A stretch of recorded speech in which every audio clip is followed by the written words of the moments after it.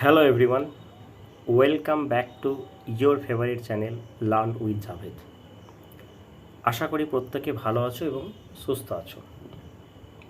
তোমরা যারা ক্লাস 11-এ পড়ছো তোমরা প্রত্যেকে ইতিমধ্যে জেনে গেছো যে তোমাদের সেপ্টেম্বর থেকে ফার্স্ট সেমিস্টার এক্সাম হচ্ছে। তো সেজন্য তোমরা কিন্তু প্রত্যেকে পড়াশোনা শুরু করে দিয়েছো এবং প্রত্যেকের প্রিপারেশন কিন্তু খুবই ভালো চলছে।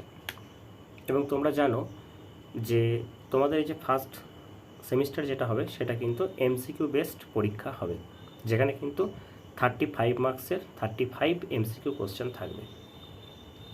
তো আমি যেহেতু আমার এই চ্যানেলেতে ক্লাস 11-12-এর ফিজিক্স এবং 9-10 ফিজিক্স কেমিস্ট্রি সবগুলোই পড়াই এবং তোমরা দেখেছো যে এই চ্যানেলেতে সেই ধরনেরই ক্লাস কিন্তু করা হয়েছে। যারা এই ভিডিওটা হয়তো আজকে প্রথম দেখছো তারা একবার চ্যানেলে প্লেলিস্টে গিয়ে পরপর ক্লাসগুলো একবার দেখতে পারো।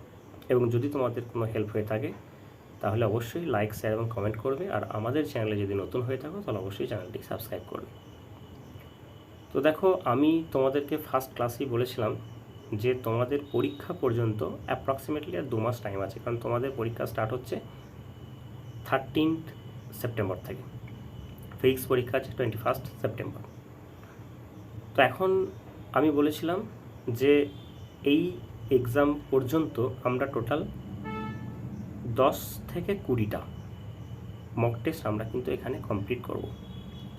মক টেস্টে কি থাকবে, আমরা প্রত্যেকটা মক টেস্টের একটা ভিডিও করব, যেখানে কিন্তু আমাদের 20টা করে কোশ্চেন থাকবে। আমাদের অলরেডি ফার্স্ট মক টেস্টে 20টা কোশ্চেন আমরা কমপ্লিট করেছি। যারা এখনও পর্যন্ত ওই ভিডিওটা দেখোনি তারা অবশ্যই দেখে নাও। আমি এই ভিডিও ডেসক্রিপশনে ওই ভিডিও লিঙ্কটি আমি দিয়ে দিচ্ছি। আজকের ক্লাসেও আমরা কিন্তু 20টা প্রশ্ন আমরা রেখেছি। তোমরা ভিডিওটাকে অবশ্যই প্রথম থেকে শেষ পর্যন্ত দেখো, দেখলেই তোমরা বুঝতে পারবে যে এই ক্লাসটা তোমাদের জন্য কতটা হেল্পফুল হয়েছে। তো চলো, ইন্ট্রোটা অনেক বেশি হয়ে গেল, আমরা আমাদের ক্লাসটা শুরু করি।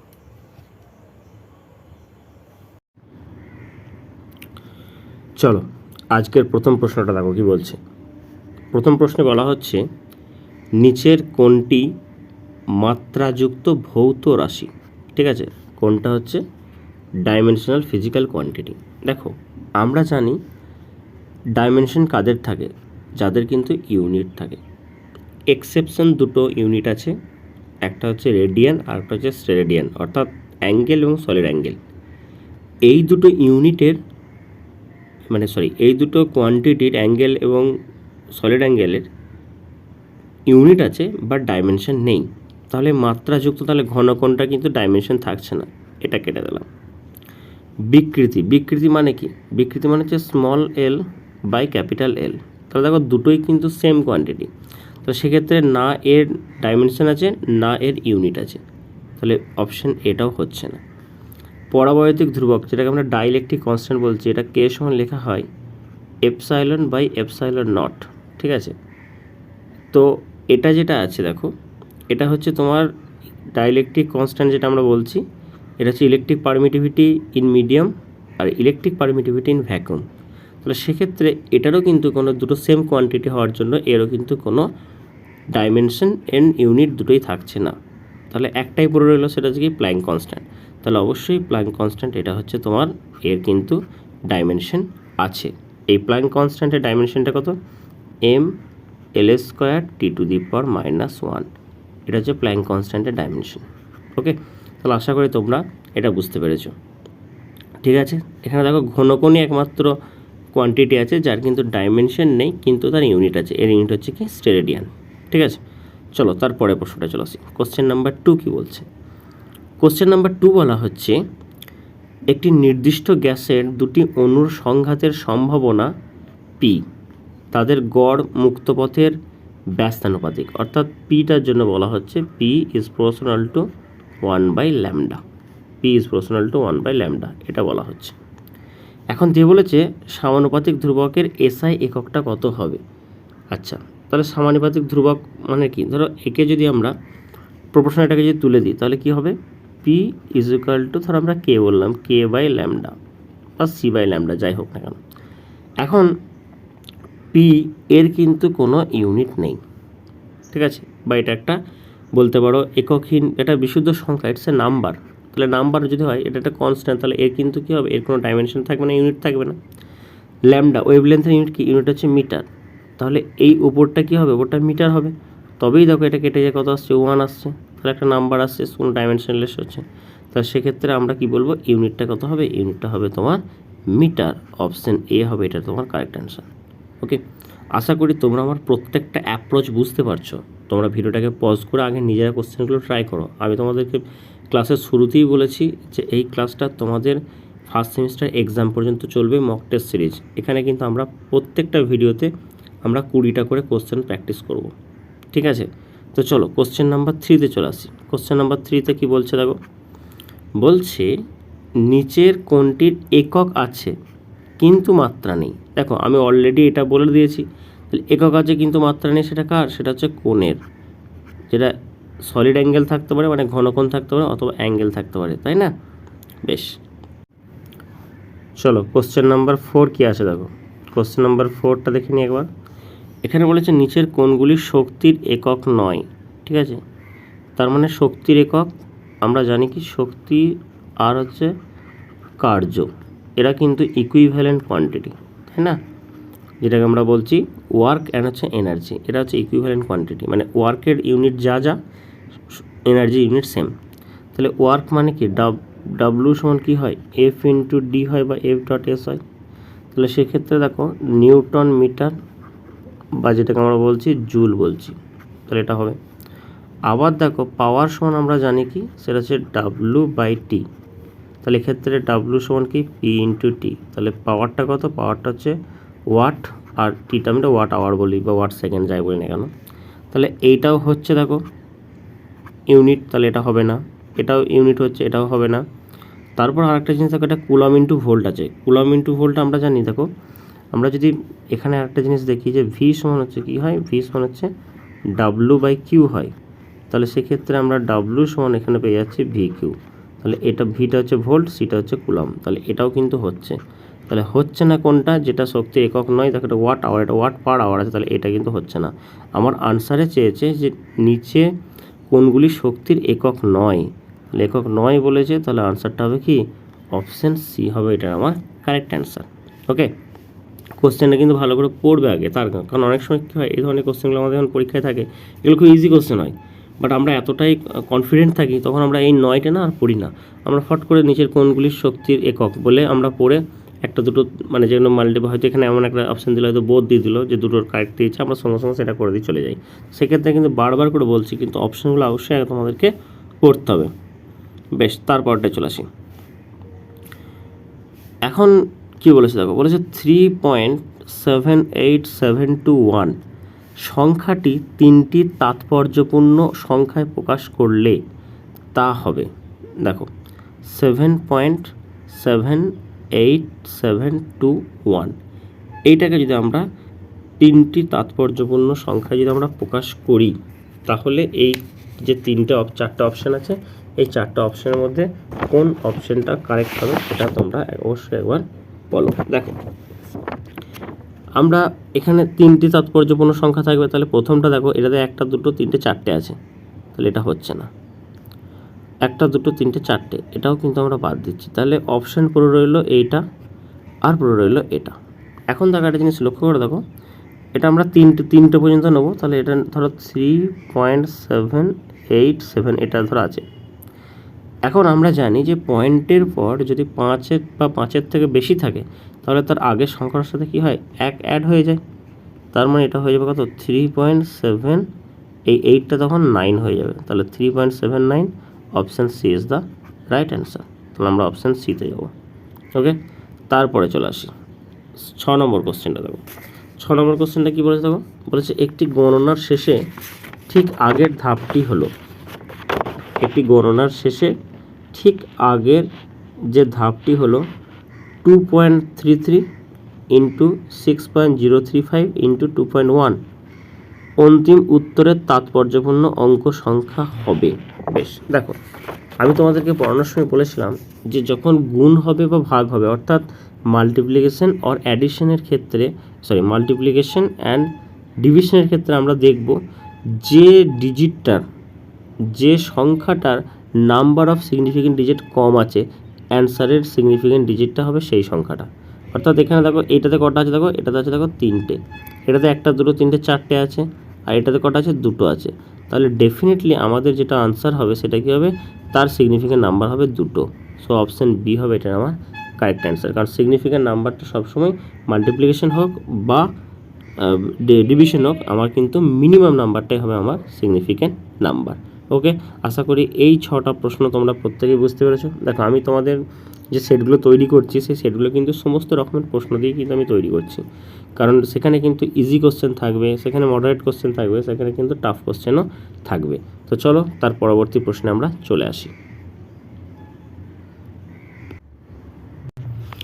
দেখো এই প্রশ্নটা কি বলেছে, বলছে একটি বলকে ইউ বেগে উলম্বভাবে উপরের দিকে ছুঁড়লে আরোহণের সময় অন্তিম টি সেকেন্ডে বলটি দ্বারা অতিক্রান্ত উচ্চতা হবে। বেশ, দেখো আমি ধরে নিচ্ছি যে টোটাল যে আরোহণকালের যে সময়টা, অর্থাৎ ওপর দিকে যাবে এবং আসবে সেই সময়টা টি ধরে নিচ্ছি। টি সমান কী হয় বলো তো, টি সমান হচ্ছে তোমার ইউ বাই জি হয়। ঠিক আছে, টি সমান হয়ে যাচ্ছে তোমার ইউ বাই জি। এখন দেখো একটা ফর্মুলা আমরা শিখেছিলাম সেই এনতম সেকেন্ডে অতিক্রান্ত দূরত্ব, তো সেই ফর্মুলাটাকে আমরা এখানে কাজে লাগাবো। বাট ওটার থেকেও বেস্ট হচ্ছে বলেছে টি সেকেন্ডে বলটি দ্বারা অতিক্রান্ত দূরত্ব। বেশ, আমরা আগে টি সেকেন্ডে বলটা কতটা যাচ্ছে আমরা বের করি। ধর আমি সেইটাকে ধরছি কত, এইচ ধরছি, এইচ এটা সমান কী হবে দেখো, সেটা হচ্ছে u t minus half of G T square. এটা হলো, এটা হচ্ছে টোটাল টি টাইমে যেটা গেছে সেটা থেকে এই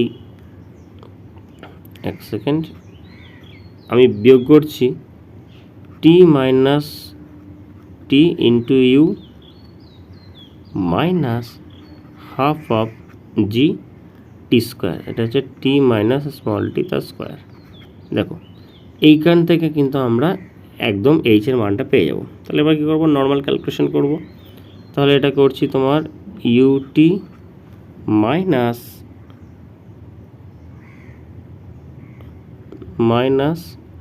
হাফ জি টি স্কোয়ার, এটা হয়ে যাচ্ছে তোমার মাইনাস ইউটি, তারপরটা হচ্ছে মাইনাস মাইনাসে প্লাস ইউটি, তারপর মাইনাস মাইনাসে প্লাস, মাইনাস মাইনাসে প্লাস, এটা হচ্ছে হাফ জি, আর এটা ভেতরটা ফর্মুলা দিচ্ছি T square minus 2 capital T small T plus small T square.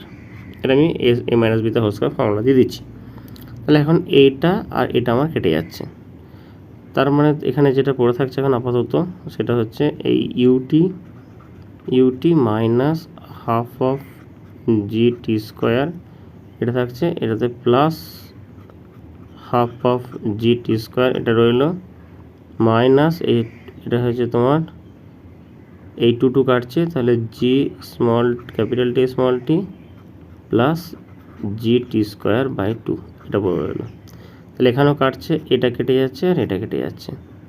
তাহলে কি পড়ে থাকছে, এখানে পড়ে থাকছে আমার ফাইনালি যেটা থাকছে সেটা হচ্ছে UT plus G T square by 2 আর minus G capital T small T, এগুলো পড়ে থাকছে।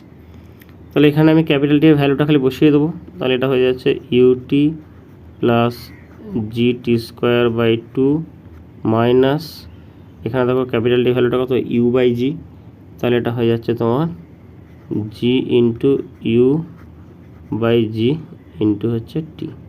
তাহলে এই জি কেটে যাচ্ছে, তাহলে ইউটি আসছে, তাহলে এই ইউটি কেটে যাচ্ছে, তাহলে শুধুমাত্র পড়ে থাকছে কত, জি টি স্কোয়ার বাই 2। তাহলে জি টি স্কোয়ার বাই 2 আছে আমার, হাফ জি টি স্কোয়ার আছে কোথায় দেখো, অপশন এতেই আছে দেখো, হাফ জি টি স্কোয়ার। তাহলে এটা আনসারটা হয়ে গেল দেখো হাফ জি টি স্কোয়ার। ওকে, কত সহজে আমরা এই কোশ্চেনটা সলভ করতে পারলো। ঠিক আছে, আশা করি এটা প্রত্যেককেই বুঝতে পেরেছো। তো চলো তারপরের প্রশ্নটায় চলে আসি। বেশ, এটা সবাই নোট ডাউন করে নাও। চলো দেখো তারপরের প্রশ্নটা কি বলছে দেখো। আচ্ছা, পরের প্রশ্নটা বলা হচ্ছে এরকম যে স্থির অবস্থা থেকে পতনশীল একটি পাথরের অন্তিম সেকেন্ডে অতিক্রান্ত দূরত্ব প্রথম 5 সেকেন্ডে অতিক্রান্ত দূরত্বের সমান। ঠিক আছে, স্থিরাবস্থা ছিল, তাহলে ইউটা হচ্ছে 0। তাহলে প্রথমে আগে দেখে নিই 5 সেকেন্ডে কতটা যাচ্ছে। তাহলে প্রথম 5 সেকেন্ডে অতিক্রান্ত দূরত্বটা কত হবে, সেটা যদি আমি h5 বলছি, সেটা হচ্ছে হাফ জিটি স্কোয়ার। তার মানে হচ্ছে তোমার এখানটা হয়ে যাবে টি এর মানটা হচ্ছে 25g/2 হয়ে গেল। এটা হয়ে গেল প্রথম 5 সেকেন্ডে।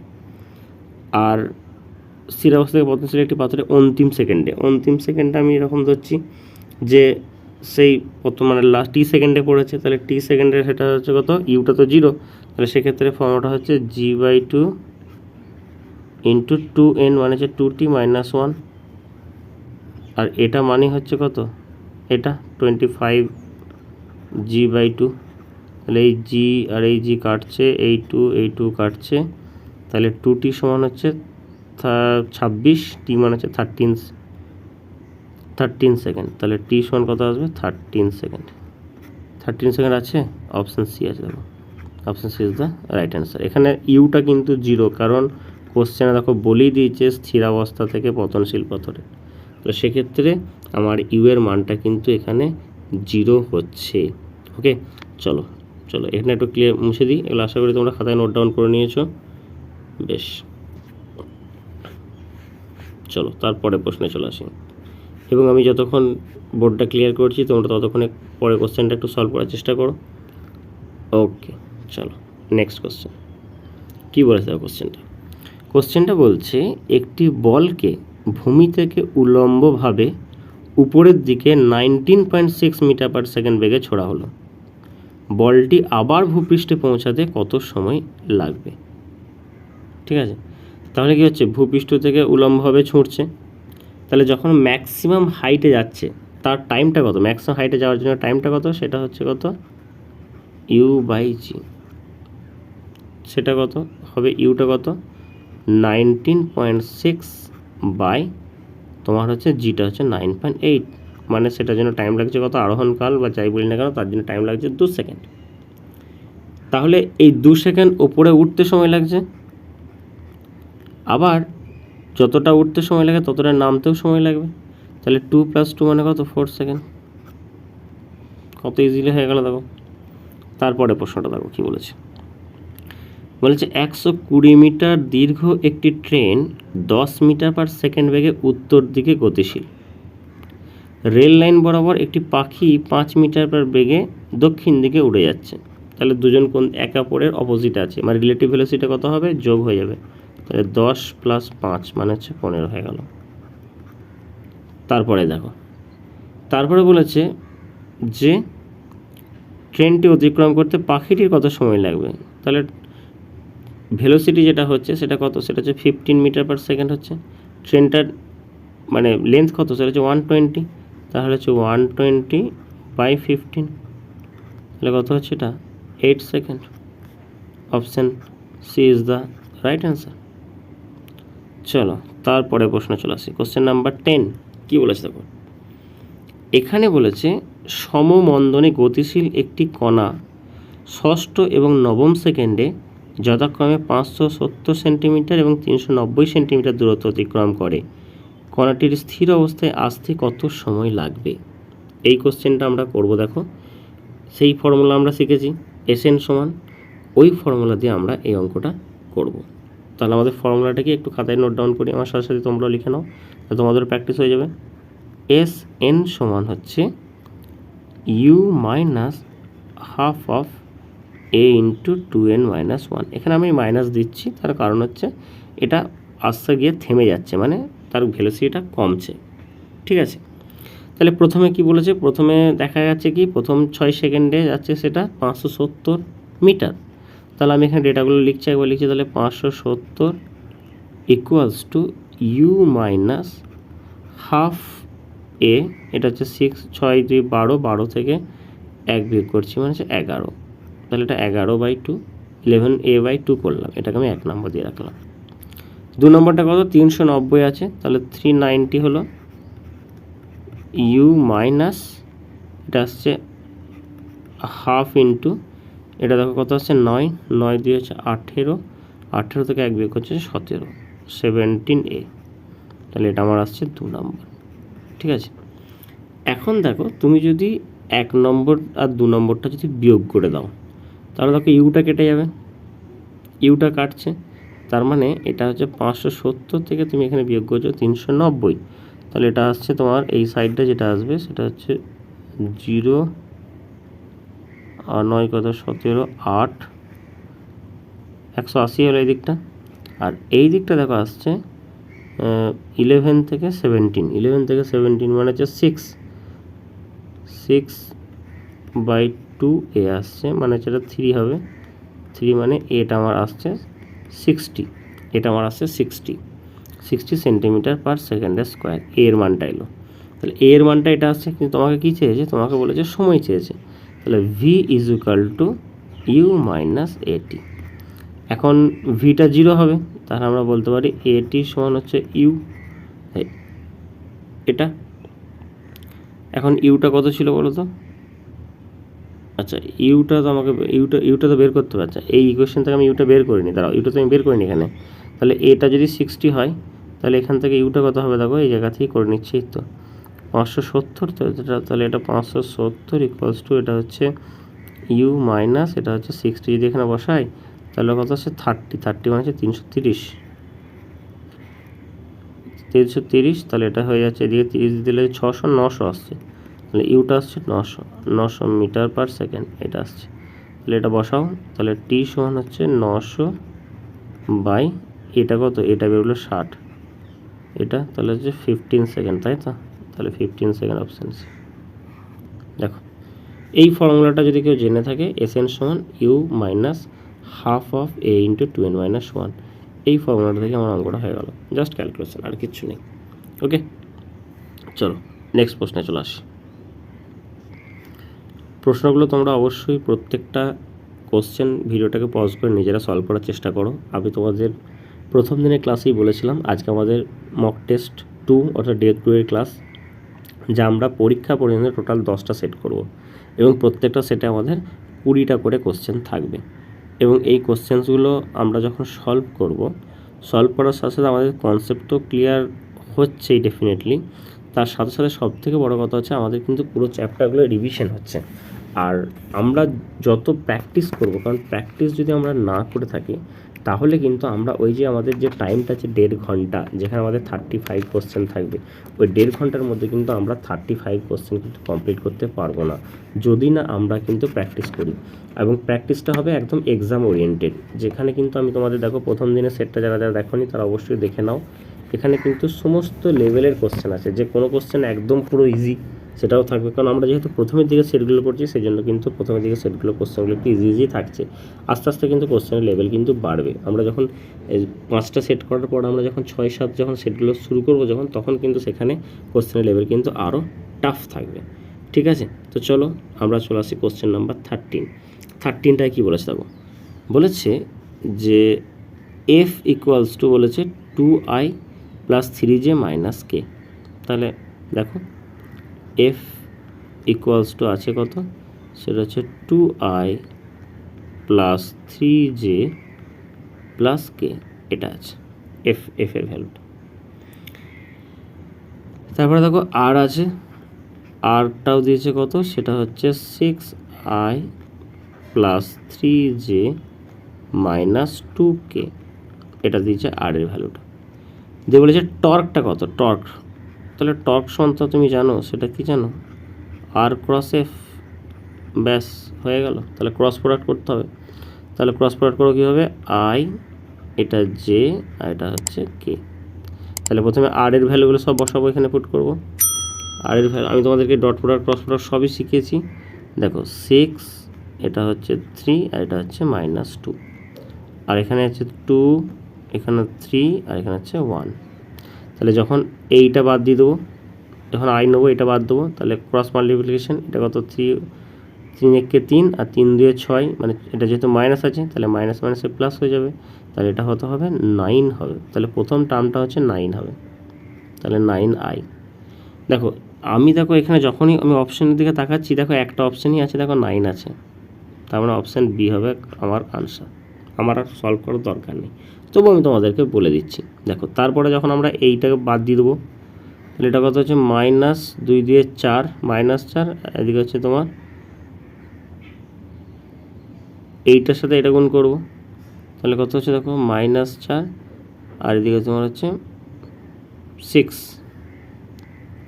তার মানে আচ্ছা, এটা অপশানটা না ভুল আছে, বুঝলে, এটা আসবে না। কারণ আমি যদি এটা দেখি, দেখো 2i + 3j - k আছে, ও সরি, এটা -k আছে, আমি এখানটা ভুল ঢুকেছি, তাই তো বলছি এটা -k আছে, তাহলে এটা -1 হবে। তাহলে দেখো এটা হচ্ছে, এটা তখন চলে আসবে আমার, আর এই সংখ্যাটা কত 6i + 3j - 2k, এটা হচ্ছে 2i + 3j - k। আচ্ছা বেশ, তাহলে দেখো এরপরে যখন এটার সাথে এটা করছি, তাহলে এটা হচ্ছে তোমার 4, এটা হচ্ছে -4 হবে, আর এখানে +6 হবে, তাহলে -4 আর +6 মানে হচ্ছে +2j হবে, +2j হবে। আর তারপরটা দেখো এইটা বাদ দিয়ে দাও, এটা যদি বাদ দিয়ে দাও, তাহলে এটা হচ্ছে 3 6 18, 18 থেকে এখানে তুমি 3 দুগুণে 6 বিয়োগ করছো, তাহলে 18 থেকে 6 বিয়োগ করলে হচ্ছে 11, 11 বলছি 12 + 12k, এটা হবে। ঠিক আছে, এটা একটু অপশানটা তোমরা কারেক্ট করে নেবে, সেটা হচ্ছে 9i + 2j + 12k, এইটা হবে।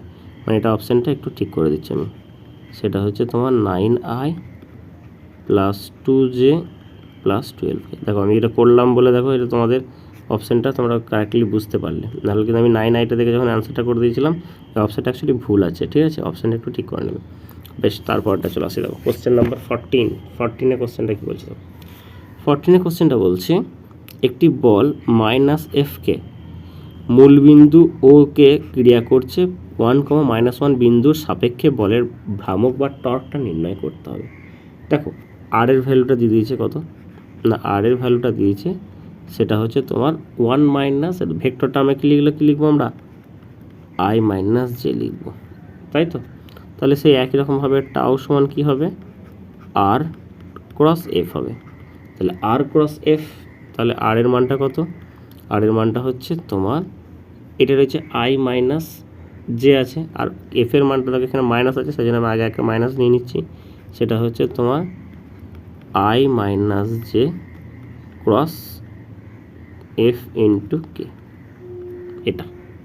তাহলে আমি কি করছি দেখো, এই এফটাকে আমি এখানে রাখলাম, কেটাকে আমি ভেতরে ভরে দিচ্ছি। দেখো তাহলে i × k হচ্ছে এটা, - j × k হচ্ছে, তাহলে এটা হচ্ছে তোমার -f যেমন আছে রইলো, i × k মানে হচ্ছে -j, j × k মানে হচ্ছে i, তাহলে এটা মাইনাস মাইনাসে প্লাস হয়ে গেল, তাহলে f × i + j, এটা হলো f × i + j, f × i + j, option C আছে f × i + j। দেখো একদম নর্মাল ক্যালকুলেশন ছিল। তারপর চলে আসি কোশ্চেন নাম্বার 15 কোশ্চেনটা কী বলেছে দেখো, 15 কোশ্চেনটা বলেছে 10 গ্রাম ভরের একটি বস্তু কণার অবস্থান ভেক্টরটা দিয়ে দিয়েছে, বেগ দিয়ে দিয়েছে, মূলবিন্দুর সাপেক্ষে কণাটির কৌণিক ভরবেগ নির্ণয় করো। দেখো আমরা বের করবো যেটা, সেটা হচ্ছে কৌণিক ভরবেগ, মানে হচ্ছে মোমেন্টাম বের করব। তাহলে মোমেন্টামটা আমরা কীভাবে বের করব সেটা আমরা একটু এখানে দেখি, চলো। দেখো মোমেন্টাম বের করছি, তাহলে প্রথমে আমরা কি করব, আমরা মোমেন্টামের ফর্মুলা যেটা জানি, পি সমান কি জানি, পি সমান আমরা জানি সেটা হচ্ছে m × v, এটাকে যদি আমরা ভেক্টর দিই তাহলে এইটা হবে ভেক্টর। ঠিক আছে, বেশ। এখন দেখো, এখন আমাদের আরেকটা ফর্মুলা আছে, সেটা হচ্ছে মোমেন্টাম এল, কৌণিক ভরবেগ বলেছে, কৌণিক ভরবেগ মানে হচ্ছে mvr, মানে l = আমরা বলতে পারি r × p, এটা আমরা বলতে পারি। তাহলে এখানে ভেক্টর দিয়ে দিয়েছি, দেখো আর এর মানটা কত, সেটা হচ্ছে 10i + 6j, এটা বলেছে। পি এর মানটা তো আমরা জানি না, তাহলে এখান থেকে বের করে নাও m × v, এমটা কত, এমটা হচ্ছে 10 আর ভিটা হচ্ছে 5, তাহলে এটা হয়ে গেল কত 50 i ক্যাপ হয়ে গেল, তাহলে ক্রস 50 i ক্যাপ হলো। তাহলে এটা দেখো কত আসছে, i × i 0 হয়ে যাচ্ছে, তাহলে এটা হচ্ছে j × i মানে -k, তাহলে -300k এটা আসছে -300k, অপশান ডি এটা কারেক্ট অ্যান্সার। ওকে, চলো তারপরে চলে আসছি কোশ্চেন নাম্বার 16। একদম শেষের দিকে চলে এসেছি। আজকেও আমাদের কিন্তু 20 কোশ্চেন আছে। একটি বল 5i + j + 3k একটি স্থির বস্তুর উপর ক্রিয়া করায় বস্তুটির স্মরণ হচ্ছে এত, তাহলে গতিশক্তি কত? তাই তো, তাহলে শক্তি মানে কি কৃতকার্য, তাহলে তুমি জাস্ট এদের ডট প্রোডাক্ট করে দাও। আমরা জানি কি ডাব্লু সমান কি F.S, শক্তিটাই হচ্ছে কৃতকার্য, তাহলে এদের ডট প্রোডাক্ট করে দাও। ডট প্রোডাক্ট করলে কত? 5 1 5 -1 + 3 2 হচ্ছে 6, তাহলে 6 আর 5 11 মানে 10, 10 ইউনিট। 10 ইউনিট অপশান বি হয়ে গেল এটা আমার কারেক্ট অ্যান্সার। জাস্ট আমি ডট প্রোডাক্ট করে দিলাম। তারপরটা কী বলেছে দেখো, বলেছে দুটি গাড়ি স্থির অবস্থা থেকে একই সঙ্গে একই দিকে যাত্রা শুরু করে একই হারে ত্বরান্বিত হলো, একটি সাপেক্ষে অন্যটির আপেক্ষিক বেগ কত হবে? একই দিকে যাচ্ছে, তাদের বেগটাও একই, তাহলে ভি অফ এটা যা, তাহলে ভি অফ বিটাও তাই। ধরো দুটো গাড়ি আছে এ আর বি, তাহলে সেক্ষেত্রে তাদের relative velocity V of A বিটা কী কত হবে না, যখন তারা একই দিকে যাবে তখন V of A minus V of B হবে। তার কারণ হচ্ছে তাদের ভেলোসিটিটা সমান, তাহলে এটা কত হবে? এটা 0 হবে। তাহলে অপশান ডি হবে এটা আমার কারেক্ট অ্যান্সার। তাদের এটা কি হবে? 0 হবে। ওকে, আশা করি এই প্রশ্নগুলো তোমরা প্রত্যেকে ক্লিয়ারলি করতে পেরেছো। আচ্ছা, এই যে 17টা প্রশ্ন আমরা এখনও পর্যন্ত করেছি, তোমরা অবশ্যই কমেন্ট বক্সে জানিও তো যে এই 17টা প্রশ্নের মধ্যে তোমাদের কোন কোন প্রশ্নগুলো সবথেকে বেশি ভালো লেগেছে, বা তোমরা কতগুলো কোশ্চেন সলভ করতে পেরেছো। চলে আসি, আর মাত্র 3টে কোশ্চেন আছে, তাহলে আমাদের টোটাল 20টা কোশ্চেন কমপ্লিট হয়ে যাবে। ওকে, তো আমরা দেখো প্রতিটি চ্যাপ্টার থেকে কিন্তু মিশিয়ে আমরা কোশ্চেন রেখেছি, মিলেমিশে আমাদের কোশ্চেন আছে। তো সেক্ষেত্রে যে সমস্ত কোশ্চেনগুলি আমাদেরকে এখানে বুঝতে হবে, করতে হবে, তাই না? তো দেখো এখানে যে কোশ্চেনটা আছে এই কোশ্চেনগুলো দেখো কথা, এখানে টোটাল 3টে কোশ্চেন আছে, তার মধ্যে একটি কোশ্চেন এমনি নর্মাল আছে আর বাকি দুটো ফিগার বেস কোশ্চেন আছে। ঠিক আছে, তো চলো আমরা সবগুলি করবো, অসুবিধা কোনোটাতে কিছু নেই। বেশ, দেখো চলো এই কোশ্চেনটা কী বলছে, কোশ্চেন নাম্বার 18 কী বলছে দেখো। কোশ্চেন নাম্বার 18 বলছে যে প্রতি সেকেন্ডে m ভরের n সংখ্যক ক্ষুদ্র বল একটি তলের সঙ্গে স্থিতিস্থাপক সংঘাত ঘটালে প্রতিটি বলের বেগ v ওই তলের উপর প্রযুক্ত বল কত? দেখো প্রযুক্ত বল সমান আমরা একটা ফর্মুলা জানি নিউটনের দ্বিতীয় গতিসূত্র থেকে, সেটা হচ্ছে কি ভরবেগের পরিবর্তন, dp/dt, মানে ভরবেগের পরিবর্তনের হার। ঠিক আছে, এটা আমরা জানি। এখন প্রথমে ভরবেগটা কত ছিল, সেটা হচ্ছে m × v, এটা ছিল। পরে ভরবেগটা কত হচ্ছে দেখো, সেটা হচ্ছে m ভরের ক্ষুদ্র একটি বলের সঙ্গে স্থিতিস্থাপক সংঘাত ঘটলো। আচ্ছা, সেটাও কিন্তু m × v হবে, বাট চিহ্নটা কী হবে? অপোজিট, কারণ তার ধাক্কা লাগার পর যখন এটার সাথে যখন ধাক্কা লাগছে তখন এটা কী করছে? এইদিকে সরে যাচ্ছে, বাট এইদিকে চলে আসছে, মানে এর গতিবেগটা ছিল তো এইদিকে, ডিরেকশানটা ছিল এইদিকে, তাহলে এইদিকে চলে আসছে। এখন এই যে ঘটনাটা, এটা কতবার ঘটছে? এটা ঘটছে n সংখ্যক আছে, তার মানে কি n বার আমি বলছি, তাহলে কত হবে? এটা হবে তোমার 2mnv। 2mnv আছে কোথায়? অপশান বিতে আছে। So option B is the right answer. Okay, চলো তারপরে চলে আসি কোশ্চেন নাম্বার 19। 19-এর কোশ্চেনটা দেখো, এখানে আমরা দেখতে পাচ্ছি দুটো কেস আছে, মানে একটাই কেস কীরকম, যে এই যে এটা আছে এ নিচের দিকে নামছে আর এ উপরের দিকে উঠছে। এখানে তাহলে প্রথমটাতে দেখি, প্রথমটাতে যখন নিচের দিকে নামছে তখন কী হচ্ছে? এর ওয়েটটা হচ্ছে বেশি, তার মানে 4 mg, আর সুতোর যে টানটা -t, এটা সমানই কত হবে? এটা সমানই হচ্ছে তোমার কি, যে অ্যাক্সেলারেশনটা ধরো, পুরো সিস্টেমটার অ্যাক্সেলারেশনটা ধরো এ বলছি, তাহলে এটা হচ্ছে 4 ma। এটা হলো এই অবজেক্টের ক্ষেত্রে, মানে এই ব্লকটার ক্ষেত্রে। সেকেন্ডটার ক্ষেত্রে কি হচ্ছে? এটা উপরের দিকে উঠছে টিটা, তার মানে টানটা বেশি, তাহলে t মাইনাস এটা হচ্ছে 2m আর এটা হচ্ছে m, তার মানে হচ্ছে 3mg। 3mg সমানই হচ্ছে কত? 3ma। তুমি এদেরকে যোগ করে দাও, যোগ করে দিলে টি ক্যান্সেল হয়ে যাচ্ছে, তাহলে এটা 4mg থেকে 3mg করছো, তার মানে এটা হয়ে যাচ্ছে mg, এটা সমানই হচ্ছে 4 আর 3 7, 7ma। তাহলে এখান থেকে এ সমান পেয়ে যাচ্ছ g/7। তাহলে এর মানটা পেয়ে গেলে। বেশ, তাহলে একটা জিনিস তুমি বুঝে গেছো যে ওজন বার করতে হবে, তার মানে হচ্ছে কার ওজন বার করতে হবে সেটা বলেছে লিফটের মধ্যে ব্যক্তির আপাত ওজন বার করতে হবে, অ্যাপারেন্ট ওয়েটটা। তাহলে যখন আস্তে আস্তে উপরের দিকে উঠছে তখন কি হয়, তখন অ্যাপারেন্ট ওয়েটটা কী হয়, বেশি হয়। তাহলে m × a + g, এটাই তো ছিল। তাহলে এটা কত হচ্ছে, তাহলে m × এর ভ্যালুটা কত, g/7, আর এটা হচ্ছে g, তাহলে হচ্ছে 8 হবে। তাহলে 8 mg/7। ঠিক আছে, এটা যদি নিচের দিকে নামতো তাহলে তখন সেটা বিয়োগ করতাম।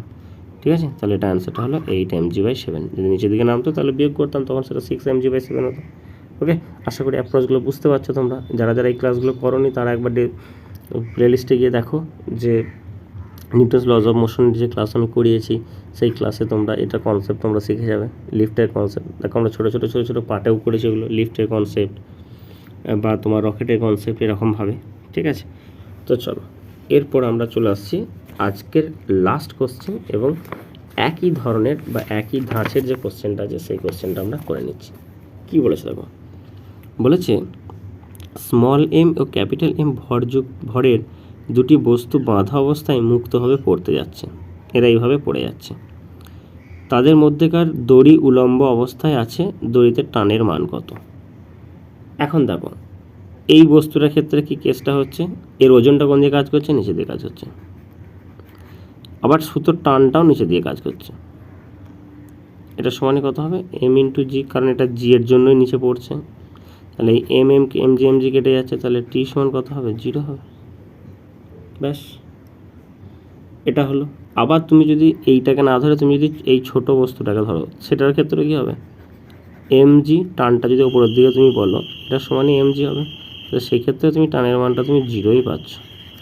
তাহলে এখানে সুতোর টানটা কত হবে, সেটা হচ্ছে 0 হবে, কারণ এ যখন নিচের দিকে নামছে মানে এটা ওকে উপর দিকে টানছে মানে এর টানটা উপরের দিকে। তাহলে দুটো বস্তুর ক্ষেত্রে তুমি কনসিডার করো না কেন, কারণ এটা দুজনে কার জন্য পড়ছে, গ্র্যাভিটেশনাল অ্যাক্সেলারেশনের জন্য পড়ছে। তাহলে সেক্ষেত্রে দুজনের যে সুতোর যে টানটা, সে সুতোর টানটা কত হবে, 0 হবে।